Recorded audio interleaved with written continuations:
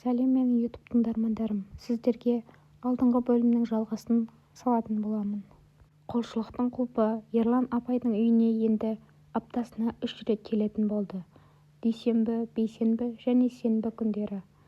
Волонтерлік жұмыстың ресми кестесі аптасына 2 рет болғанымен, апайдың өтінішімен ол қосымша күндерді қосып алды. Әр келген сайын апай зейнетақысын алған соң конвертке 40-50 мың теңге салып дайындап қоятын. Бұл ақша Ерлан үшін оңай табысқа айналды. Ол достарымен кафеге барып, жаңа телефон, аксессуарларын алып, тіпті достарына қарт әжеге көмектесемін деп мақтанып жүретін. Бірақ апай үшін бұл ақша емес, махаббаттың, ләззаттың және жалғыздықтан құтылудың символы еді. Бір бейсенбі күні кешке Ерлан келгенде, апай есікті ашып оны бірден құшақтады. «Күттім сені, өте сағындым», деп сыбырлады даусы дірілдеп.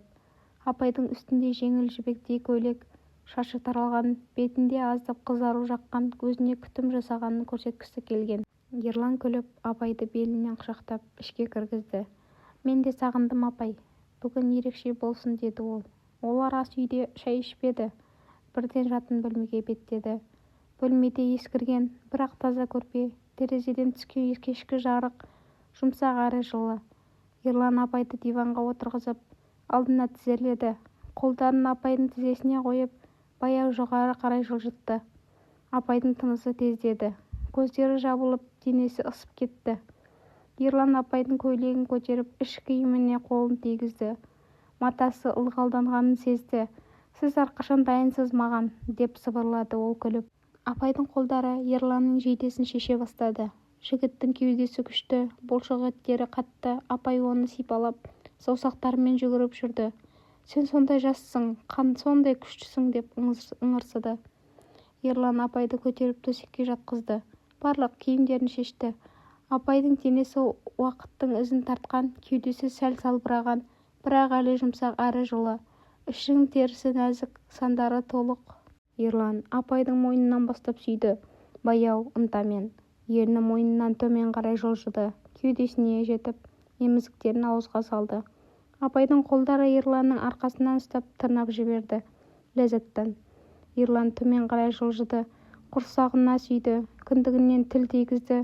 Содан кейін апайдың аяқтарын ашып, ең нәзік жеріне бетін жақындатты. Аузымен тілімен ынтамен емізді. Апайдың денесі доғаша бүгіліп, дауысы шыңғырып кетті.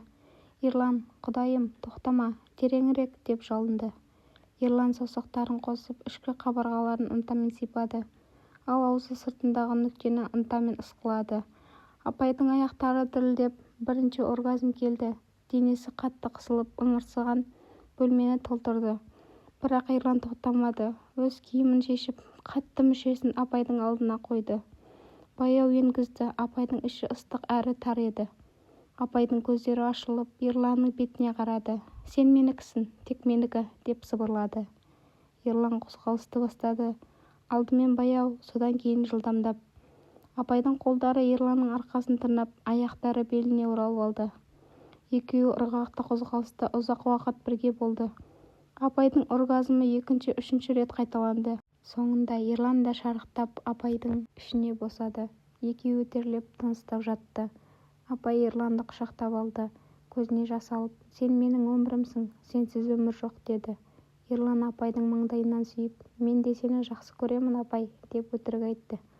Бірақ даусы шынайы естілетін. Кетер алдында апай конвертті ұсынды. 50 мың теңге. «Мынау саған, бірақ тек ақша емес, жүрегім де саған», деді. Ерлан ақшаны алып, апайды тағы да бір рет сүйіп, шығып кетті. Есік жабылғанда Мария апай төсекте жатып, денесіндегі жылылықты сезінді. Оның жүрегінде махаббат өршіп тұрды. Бұл тек ләззат емес, шынайы сезім еді. Ал Ерлан көшеде жүріп, қалтасындағы ақшаны санап, күліп жүрді. Бұл оңай екен, бірақ апайдың көзіндегі махаббат оты оны біртіндеп өзгертетін еді, әлі білмесе де. Ғашықтықтың бастауы, Мария апайдың өмірі енді тек Ерланның келуін күтумен өтетін болды. Ол күн сайын таңертең тұрып, үй тазалайтын, ас үйді жылтыратып, тіпті ескірген парфюмін шығарып мойнына білгенін жағатын. Айна алдында ұзақ тұрып өзіне қарайтын. «Мен қартпын, бірақ ол маған қарағанда әйел көрді», деп іштей сөйлейтін. Зейнетақы алған соң дүкенге барып ерланға арнап жаңа печенье, жеміс, тіпті бір бөтелке қымбат шарап алатын. Ол ішсе маған жақындай түсер деп ойлайтын. Ерланның келуі апайдың жүрегін дүрсілдететін. Ол есік қағылғанда жүгіріп барып ашатын, қолымнан ұстап ішке кіргізетін. Бір сенбі күні кешке қатты жаңбыр жауды. Терезеден жаңбырдың дыбысы естіліп, бөлме іші жылы, жарық шам ғана жанған. Ерлан ылғалданған курткасын шешіп апайдың алдына келді. Апай оны бірден құшақтап алды. Бетін жігіттің кеудесіне жасырып, сен келмесең мен өлемін ғой, сағындым сені.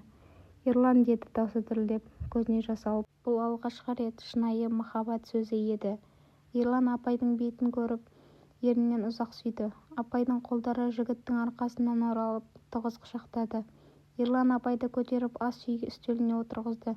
Үстелде әлі кешкі ас дайын тұрған. Бірақ екеуі тамақ туралы ұмытқан. Апайдың аяқтарын баяу ашып, көйлегін жоғары көтерді. Іш киімі ылғалданған, денесі ысып тұр еді. Ерлан тізесінен бастап жоғары қарай сүйді. Сандарын, ішкі жағын, нәзік терісін. Апайдың тынысы ауырлап, қолдары үстелдің шетінен қатты ұстады. Ерлан іш киімді баяу шешіп, апайдың ең сезімтал жеріне бетін жақындатып, тілімен жеңіл тигізіп, содан кейін ынтамен емізді. Апайдың денесі толқып, басы артқа тасталды.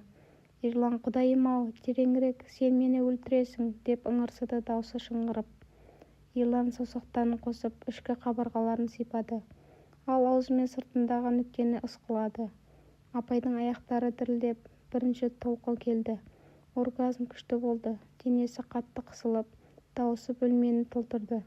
Көзіне жас ағып, Ерланды құшақтап алды. Бірақ бұл жолы апай тоқтағысы келмеді. Ол Ерланды тұрғызып, өз қолдарымен жігіттің шалбарын шешті. Ерланның қатты мүшесі апайдың алдында тұрды. Апай тізерлеп отырып, оны аузына алды. Баяу, мейірімді ұзақ жылдар бойы ұмытқан шеберлікпен Ерланның қолдары апайдың шашынан ұстап ыңырсыды. Апай, сен кереметсің. Апайдың көздері жоғары қарап, жігіттің жүзіне қарады. Онда махаббат, құлшыныс, толық берілгендік бар еді. Ерлан апайды қайта үстелге отырғызып, аяқтарын иығына қойды. Баяу енгізді. Апайдың іші ыстық, ылғалды, тар еді. Қозғалысты бастады. Алдымен баяу, әр қимыл сайын апайдың ыңырсысы күшейді. Содан кейін жылдамдап қаттырақ. Апайдың қолдары Ерланның мойнына оралып, мен сені сүйемін деп қайталады. Екеуі бірге шарықтады. Апайдың оргазмы екінші, үшінші рет қайталанды. Денесі толқып, даусы шыңғырып кетті. Ерлан да шарықтап, апайдың ішіне босады. Екеуі терлеп тыныстап, бір-біріне жабысып тұрды. Үстелде отырып, апай Ерланның бетін екі қолымен ұстап, мен саған барымды беремін, үйімді саған жазамын, сен менің жалғызымсың, деді көзіне жас алып. Ерлан таң қалды. Бұл сөздер оны бір сәтке ойландырды, бірақ іштей қуанды. Жалғасы бар, тіркеліп, лайк басып отырыңыздар.